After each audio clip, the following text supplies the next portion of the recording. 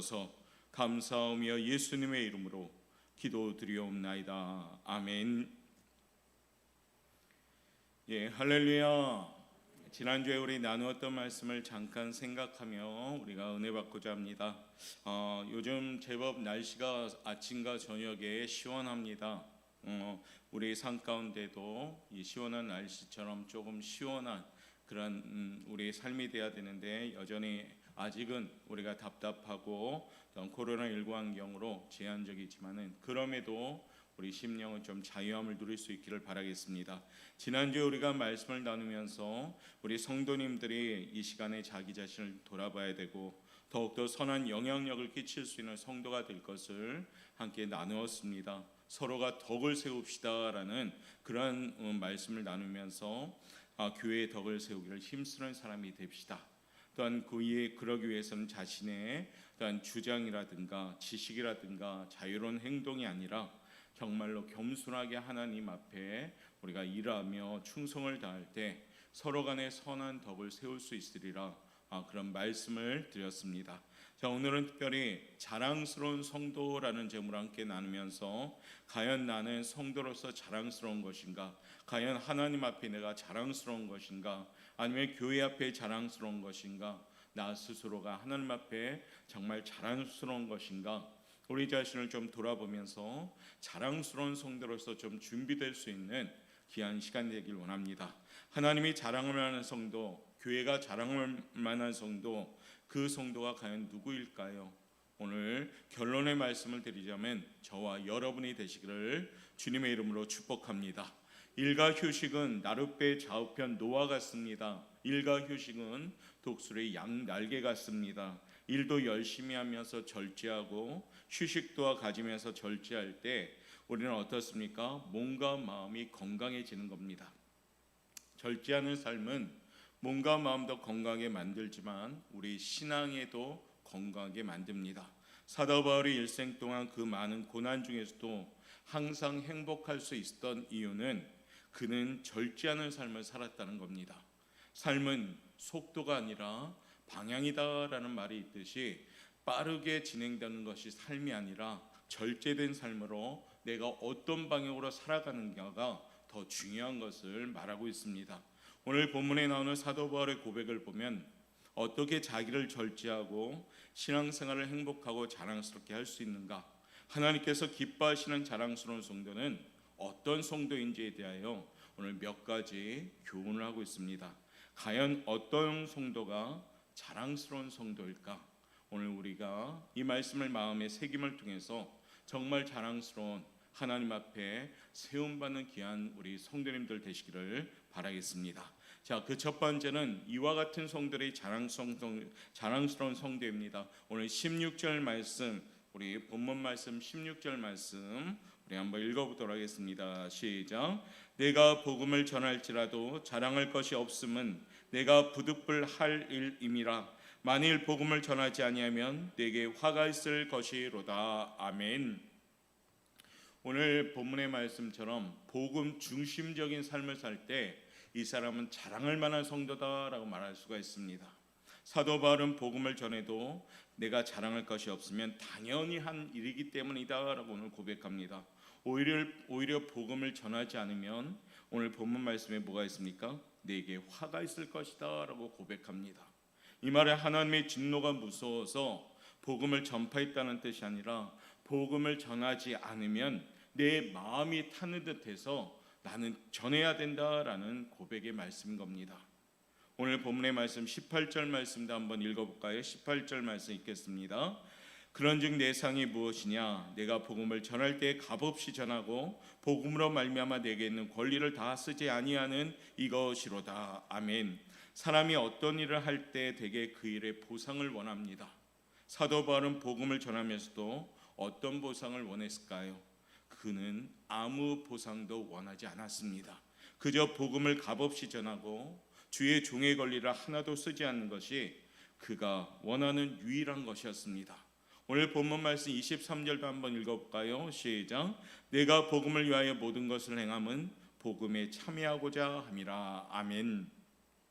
그는 복음을 위해서 어떤 일도 해냈습니다. 그 이유는 복음이 주는 축복된 삶, 은혜로운 삶에 동참하려고 했기 때문입니다.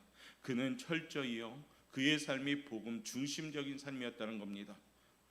이 밤에 기도하며 우리 성도님도 함께 결단해야 됩니다.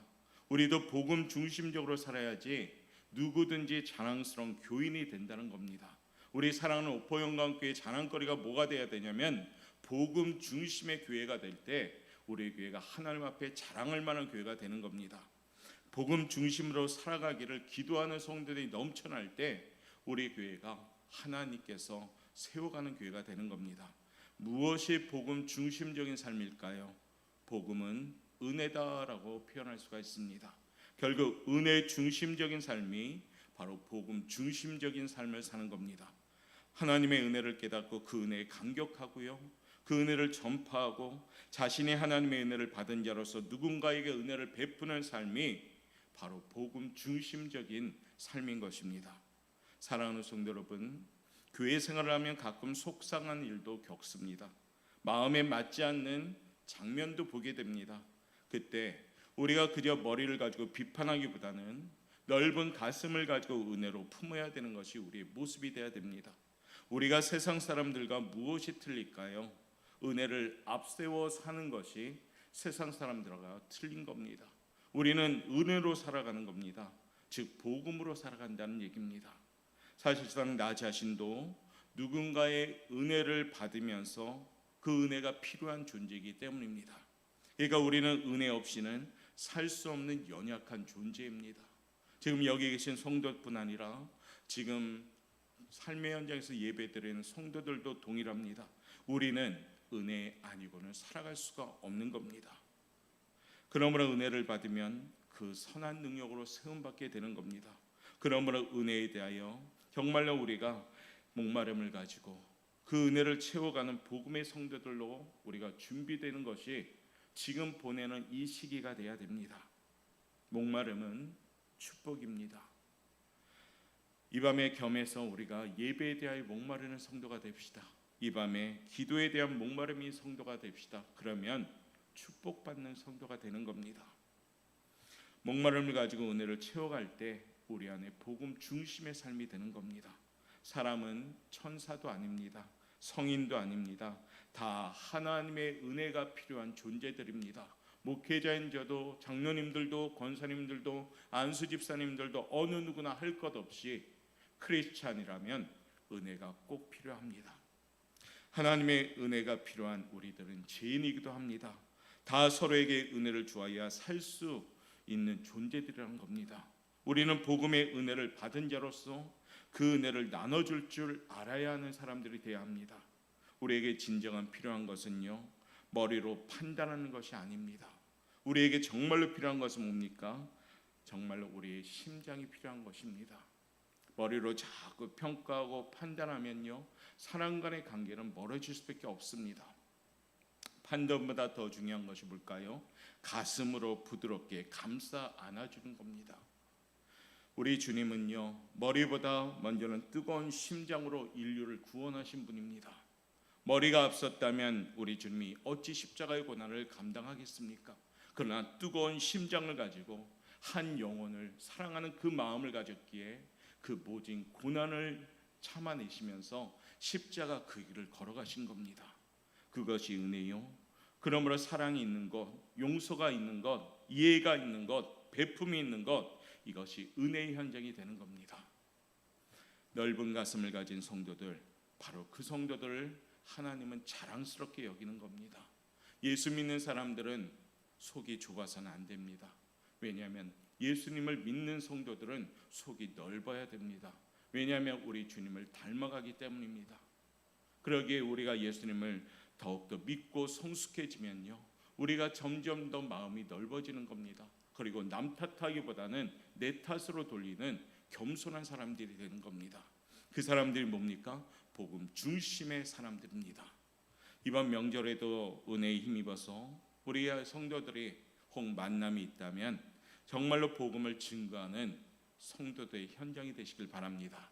그래서 선한 행실로 하나님께 영광 돌리는 현장이 이번 명절의 현장이 되길 원합니다. 왜냐하면 복음 중심의 삶을 사는 성도이기 때문입니다. 그 성도들을 하나님은 가장 자랑할 만하다라고 칭찬하시는 겁니다. 은혜 안에 거하고 은혜로만 살아가는 성도들을 하나님은 자랑한다라고 말씀하는 겁니다.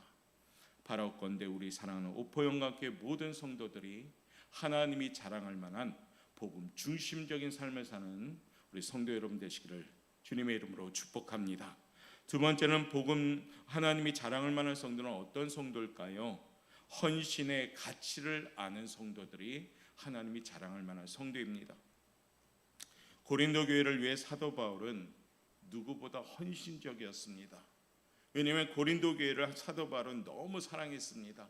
그런데 우리가 나누었듯이 들려오는 소식이 그다지 좋은 소식이 들려오지 않습니다. 교회가 아름답고 건강하게 성장하고 있습니다. 그 소식이 아니었잖아요. 그렇죠?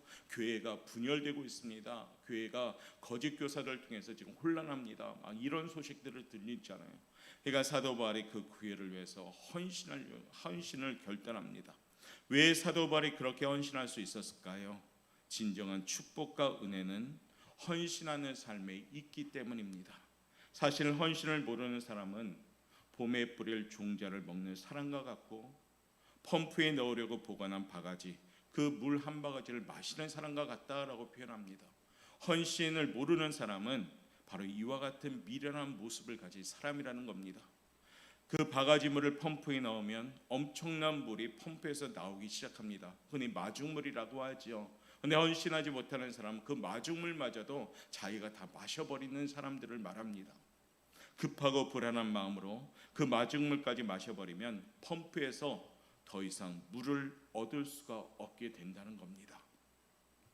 왜 인생 펌프가 메말라서 우리의 인생의 은혜의 생수가 솟지 않을까요? 그것은 하나님께 드려야 할 감사의 물까지 자기가 마셔버리기 때문입니다. 하나님께 돌려야 될 그 몫을 자기의 몫으로 가지고 가기 때문입니다. 진정 축복받기를 원한다면 헌신을 두려워하지 말고 기쁘게 헌신해야 합니다. 믿음 생활하면서 헌신을 하지 않는 미지근한 모습 속에서 결코 축복된 삶은 나올 수가 없습니다.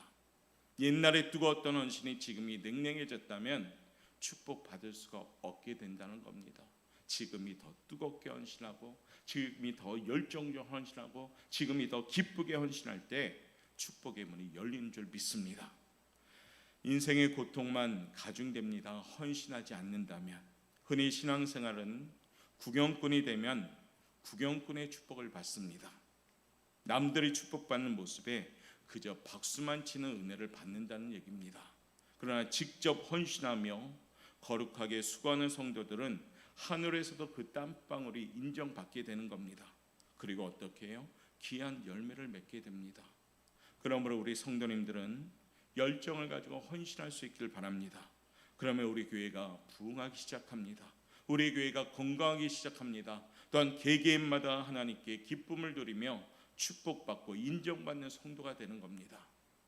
코로나19 환경으로 멈출 것 같이 느껴지지만은 우리의 환경 가운데도 충성을 다하고 헌신을 다하고 더 무릎을 꿇고 기도하는 그러한 성도들이 된다면 하나님께서 여러분들을 인정하며 축복해 주신다는 겁니다. 대개 보면 믿음 생활을 하면서 십자가를 피하고요, 우중충한 모습으로 신앙생활하는 분들, 거기에는 고통이 많고요, 염려도 많고요, 걱정도 많고 두려움도 많습니다.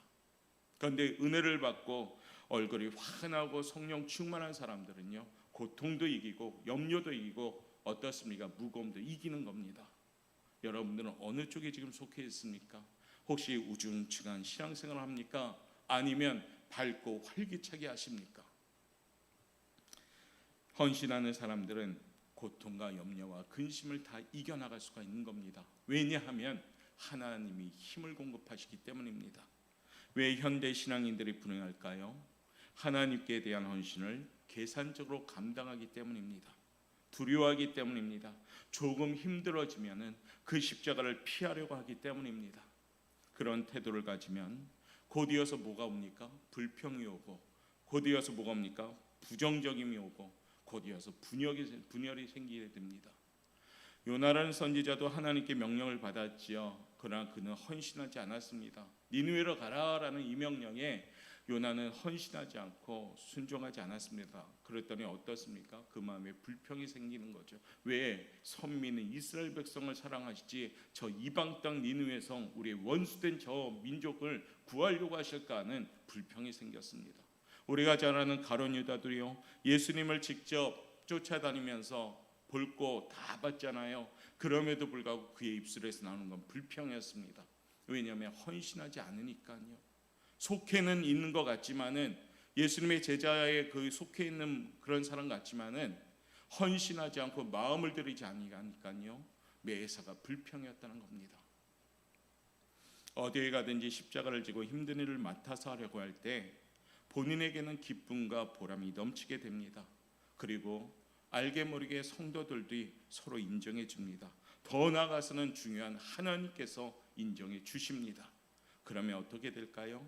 자랑스러운 성도가 되는 겁니다. 사랑하는 성도 여러분, 이 밤 우리 성도님들도 먼저는 자신의 십자가를 지고 나아가는 믿음의 군사가 되시길 바랍니다. 헌신하기를 미랄처럼 내 자신이 죽으며 낮아짐으로 죽도록 헌신할 수 있는 결단을 하길 바랍니다. 그러면요, 나를 통하여 하나님께서 많은 열매를 맺어가기 시작합니다. 신앙생활은 잘 죽는 것입니다. 신앙생활은 잘 내려놓는 것입니다. 신앙생활은 잘 버리는 겁니다. 이것이 될 때 성공하는 신앙생활이 되는 겁니다. 잘 버리지 못하면 그 버리지 못한 것 때문에 힘듭니다. 잘 내려놓지 못하면 내려놓지 못한 것 때문에 힘듭니다. 내가 죽어지지 않는다면 죽어지지 않은 그 요소 때문에 신앙생활이 늘 부딪힙니다. 사랑하는 성도 여러분, 기도할 때 미랄로 하나님, 내 자신이 완전히 죽어지게 도와주옵소서. 하나님, 내가 완전히 버려지게 도와주옵소서. 하나님, 완전히 내려놓게 도와주옵소서. 이와 같은 기도를 할 수 있는 우리 성도들 되시길 바랍니다. 이 밤 주여 제가 여기 있나이다, 나를 보내어 주옵소서. 이와 같은 외침이 있는 헌신자들 되시길 바랍니다. 죽도록 충성하는 모습 기도하며 결단할 때 거기에 하나님께서는 역사합니다.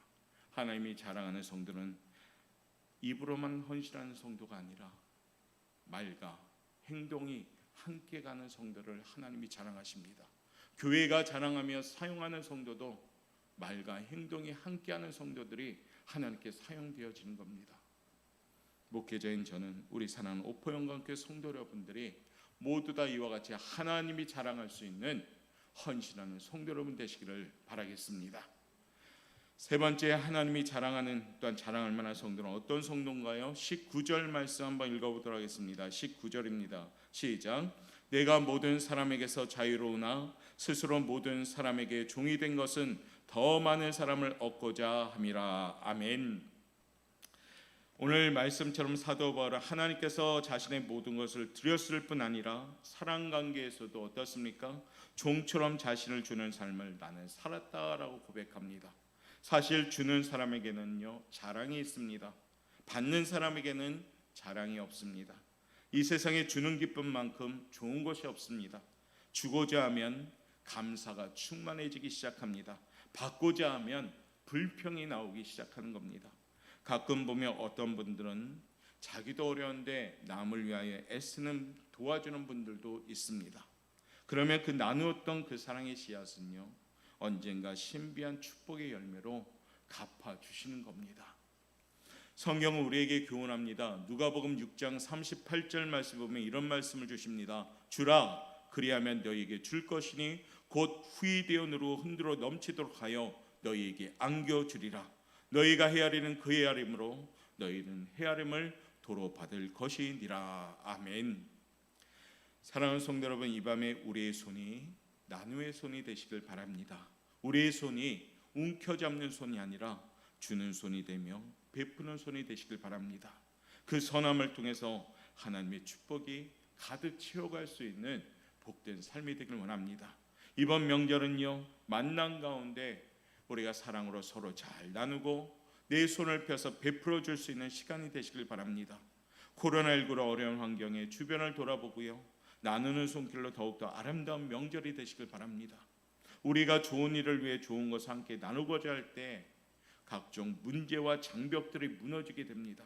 하나됨의 역사가 일어나고 내 영혼이 오히려 소생할 수 있는 그런 축복을 받는 겁니다. 그러므로 이 밤에 자랑스러운 성도, 사랑이 많은 성도들이 우리의 옥포영광교회 성도님들 되시기를 주님의 이름으로 축복합니다. 네 번째는요, 자랑스러운 성도는 어떤 성도일까요? 평화를 위해, 화목을 위해 애쓰는 성도를 말합니다. 오늘 20절부터 22절 말씀 우리 한번 천천히 읽어보도록 하겠습니다. 20절부터 읽겠습니다. 유대인들에게 내가 유대인과 같이 된 것은 유대인들을 얻고자 함이요 율법 아래 있는 자들에게는 내가 율법 아래 있지 아니하나 율법 아래 있는 자 같이 된 것은 율법 아래 있는 자들을 얻고자 함이요 율법 없는 자에게는 내가 하나님께는 율법 없는 자가 아니요 도리어 그리스도의 율법 아래 있는 자이나 율법 없는 자와 같이 된 것은 율법 없는 자들을 얻고자 함이라. 약한 자들에게 내가 약한 자와 같이 된 것은 약한 자들을 얻고자 함이요 내가 여러 사람에게 여러 모습이 된 것은 아무쪼록 몇 사람이라도 구원하고자 함이니. 아멘. 오늘 사도 바울이요 여러 모습으로 변신했습니다. 오늘 말씀에도 있듯이 그는 유대인들에게는 유대인처럼 되었습니다. 율법 아래 있는 자들에게는 본인은 율법 아래 있지 않아도 율법 아래 있는 자처럼 했습니다. 율법 없는 자에게는 율법 없는 자처럼 했습니다. 약한 자들에 대해서는 약한 자들처럼 했다는 겁니다. 왜 그랬을까요? 사람의 마음을 얻고 그들을 구원해내기 위해서입니다. 그래서 그는 어디에서든지 그리고 누구와도 평화롭게 지내면서 복음을 전하는 사람이 되었습니다. 사실 이 세상의 평화처럼 중요한 것은 없습니다. 우리의 삶이 힘든 이유는 경제적인 이유도 물론 있습니다. 그러나 더 중요한 것이 뭡니까? 인간관계의 불화 때문에입니다. 인간관계가 불화가 생기면 많이 힘든 겁니다. 높은 마음을 가지고 대접을 받으려고 서로 하기 때문에 불화가 생깁니다. 우리는 그런 의미에서 하나님께서는 겸손할 것을 교훈하십니다. 하나님의 영광을 위해서라면 얼마든지 낮아지셔야 되고요, 약해지겠다는 자세를 가져야 됩니다. 진정한 권위는요, 권위주의를 버릴 때 생깁니다. 잘난 체 하는 자는 반드시 낮아지지만 겸손한 자는 반드시 높여주십니다. 이것이 하나님의 원리입니다. 하나님 앞에 잘난 척하고 교만한 사람들은 패해버리시고 낮춰버리십니다. 그러나 겸손한 자는 하나님이 은혜를 주시면서 높여주십니다. 야고보서 4장 6절에 보면 이런 말씀이 나옵니다. 더 큰 은혜를 주시나니 그러므로 일렀을 때 하나님이 교만한 자를 물리치시고 겸손한 자에게 은혜를 주신다 하였느니라. 10절 말씀이 이어지지요. 주 앞에서 낮추라. 그리하면 주께서 너희를 높이시리라. 아멘. 사랑하는 성도 여러분, 우리는 늘 성공하기를 원합니다. 또 높아지기도 원하죠. 사실은 방법이 있습니다. 주님 앞에 철저하게 낮아지실 때입니다. 진정으로 하나님이 자랑하는 성도는 주 앞에서 낮추는 성도인 줄 믿습니다. 성경의 많은 인물들 보면요, 겸손의 단계를 거치고 하나님이 세워가십니다. 오늘 쓴 사도 바울도 대표적으로 겸손의 과정을 거쳤지요. 자기 자신을 완전히 내려놓을 때 하나님이 그를 높이 쓰십니다. 나는 죄인 중에 계시다. 내가 가진 모든 것은 배설물이라. 그러면서 자기 자신을 철저하게 내려놓으니까요, 하나님이 그를 높여주기 시작했습니다. 신앙생활에 있어서 하나님이 알아주는 성도들 되시길 바랍니다. 나를 알아주기를 바라는 성도가 아니라 스스로가 겸손해져서 하나님이 알아주는 성도가 되시길 바랍니다. 그러면요, 주변 사람들도 여러분을 인정하기 시작하는 겁니다. 주 앞에 낮추면, 진정한 겸손한 사람이 되면 하나님이 분명히 높여주십니다. 평화를 위해서는 어떤 사람에 대한 악감정과 원한을 버리고 내가 이 원수를 꼭 갚겠다 하지 말아야 된다는 겁니다. 원한은 하나님이 갚아주셔야 됩니다. 사람이 사람에게 손대기 시작하면요, 문제는 커집니다. 미워하는 감정을 사람이 손대면요, 그 미워하는 감정이 수습이 안 됩니다. 바로 하나님이 손대셔야 됩니다. 왜냐하면 인간에게는 원수를 공정히 심판할 능력이 없기 때문이고요, 원한은 또 다른 원한을 낳기 때문입니다. 그러므로 원수 갚는 일은 전적으로 하나님께 맡겨야 됩니다. 이 맡기는 것 역시도 겸손함의 특징입니다. 더 나아가 성경은 우리에게 무엇을 요구합니까? 원수를 축복하라라고 원합니다. 원수 갚지 않는 것도 힘든데 원수를 축복하라니 우리가 참 이해하기 어려운 말씀입니다. 사실 우리에게는 원수를 축복할 능력이 없습니다. 그러나 그 능력을 하나님께 구하게 되면 그 능력을 하나님이 공급해 주시는 겁니다. 신기하게도 하나님이 그 능력을 주신다는 겁니다. 예수님이 십자가상의 제1원이 뭡니까? 첫 번째 말씀이 아버지 저들의 죄를 용서하여 주옵소서. 그들은 예수님의 팔과 발에 십자가라 못을 박았던 군병들인데 어떻게 그렇게 놀라운 축복을 할 수 있을까요? 바로 주님의 그 사랑이 있기 때문입니다. 원수를 축복하는 능력, 주님의 그 능력은 동일하게 우리에게도 하나님은 주신다는 겁니다. 대표적으로 손양원 목사님, 자기 아들 2명을 죽인 원수를 양아들 삼아서 목회자로 세우시는 과정을 봅니다. 위대한 능력, 가장 놀라운 축복을 불러오는 힘, 이것이 바로 용서입니다. 그 능력을 지금 우리 역시도 이 시간에 구해야 됩니다. 원수를 축복하라는 것은 원수를 위한 것이 아니라 바로 우리 자신을 위한 것입니다. 만약에 원수에게 원한을 품으면요, 잠을 못 잡니다. 왜냐하면 분이 나가지고요. 원수는 그 시간에 잠을 잘 자도 오히려 어떻습니까? 당한 사람들은 분이 나서 잠을 못 잡니다. 우리가 원수에게 원한을 품으면 원수는 소화를 잘 시키면서 잘 먹고 있지만은 오히려 우리들은 소화를 못 시킵니다. 왜냐하면 상한 마음이 있기 때문입니다. 감정의 노예가 되어버리기 때문에 우리의 일거수일투족이 불편하기 시작합니다. 감정을 소모하는 삶이 아니라 우리 성도들에게 하나님은 지금 무엇을 요구합니까? 믿음으로 이겨라라고 요구하시는 겁니다. 이번 명절은요, 혹 상한 감정이 있다면 내가 풀지 말고 하나님께 맡기고 눈물로 맡기고 그 하나님의 지혜를 구함을 통해서 하나님의 사랑으로 풀어가실 수 있는 우리 성도들 되시길 바랍니다. 내가 먼저 손 내밀고 내가 먼저 마음 열고 내가 먼저 안아주는 큰 사람이 되기를 기도하며 준비할 때 이 복된 명절, 복된 만남이 될 줄 믿습니다. 하나님은 우리가 잠 잘 자고 밥 잘 먹게 원수를 축복하다라고 오늘 말하는 겁니다. 남의 입장이 되어보면 원수를 축복하는 것은 불가능한 일이 아닙니다. 인간관계의 갈등과 아픔이 있을 때마다 항상 남의 입장을 생각할 수 있는 우리의 눈이 있어야 됩니다. 힘든 거예요, 사실은. 왜냐하면 분이 나고 억울함이 있고 원통함이 있는데 어떻게 남을 생각합니까? 그런데 한 걸음 뒤로 가서 남의 입장을 생각해보는 그런 힘을 달라고 기도하셔야 됩니다. 사람마다 얼마나 다른지 모릅니다. 다른 성격, 다른 처지, 다른 상황이 있음을 이해하면 됩니다. 오늘날 왜 가정이 어려울까요? 다른 것을 이해하지 못하고 남이 자기 중심적으로 해주기를 바라는 것 때문에 가정이 어려워집니다. 아마 책을 읽으신 분은 있겠지만 존 그리시안 박사가 쓴 하성에서 온 남자, 금성에서 온 여자라는 책이 있습니다. 그 책에 의하면 부부는 본질적으로 전혀 다른 존재입니다.